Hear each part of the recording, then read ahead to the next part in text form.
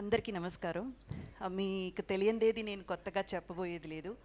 ఈరోజు ఇంద్రజ అనే పేరుతో ఈ ఇండస్ట్రీలో ఇంకా ఇక్కడ ఉన్నానంటే దానికి ముఖ్యమైన కారణం మా డైరెక్టర్ గారు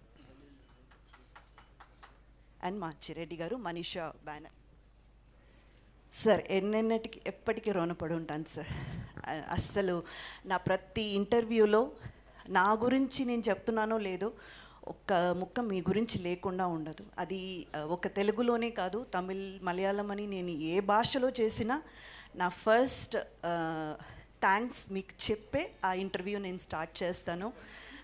you mean so much sir.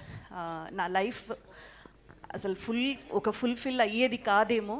మీరు ఒక ఏంజల్ లాగా, God has sent you as an angel to my life. మీరే కనుక లేకపోతే అసలు నాకు ఈ కెరియర్ లేదు, ఇంద్రజ అనే పేరు లేదు, ఏది లేదు. అది నేను ఎప్పటికైనా బహిరంగంగా చెప్తాను.